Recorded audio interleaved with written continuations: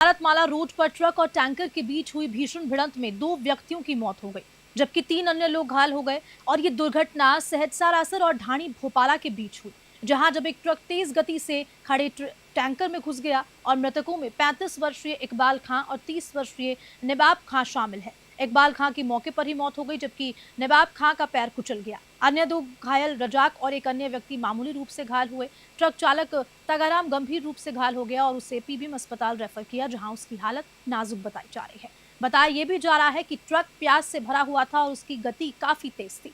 हादसे के दौरान टोल एम्बुलेंस की देरी से मदद मिली और तगाराम को बाहर निकालने में 1-1.5 घंटे की मशक्कत करनी पड़ी। घायल तगाराम की उपचार के दौरान रात 2 बजे बीकानेर अस्पताल में मृत्यु हो गई। और इसी खबर पर अधिक जानकारी के साथ फोन लाइन पर जुड़ चुके हैं संवाददाता लोकेश बोरा। लोकेश, क्या कुछ जानकारी पूरे मामले को लेकर, क्योंकि भीषण ये भिड़ंत हुई?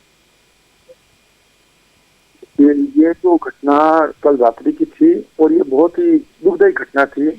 जिस प्रकार से तेज गति से आया एक ट्रक पीछे से जो आगे खड़े हुए जो ट्रक थे उनको टक्कर मारी और टक्कर मारने वाले घटना स्थल पर एक की वहीं पे ही मौत हो गई थी और दूसरे जो 3 घायलों को वहां लोगों से हॉस्पिटल लाकर बीकानेर रेफर किया गया था, उनमें से एक और था, उसकी भी मृत्यु हो गई थी। कुल मिलाकर 2 व्यक्तियों की वहां पर मृत्यु हो गई थी।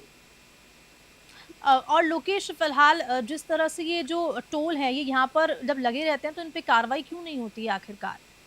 क्योंकि लगातार इस तरह की मामले के शिकायतें अंदर भी पुलिस को आपको बताना मिलती है। चाहूंगा कि जो भारतमाला रोड है, इतनी प्रसिद्ध रोड है, भारत की मानी जाती है, लेकिन इसके अंदर कुछ कमियां ये है कि कुछ प्रशासनिक अधिकारी, कुछ आला अधिकारी, कुछ जो सूबे के जो मंत्री है, ये भी नहीं जानते कि इस बारे में अवगत कराया गया था।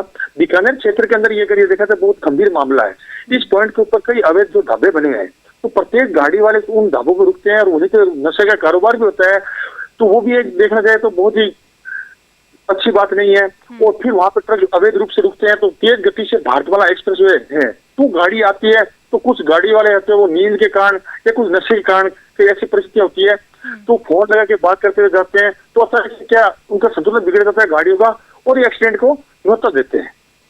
ठीक है, बहुत शुक्रिया लोकेश अपडेट के लिए।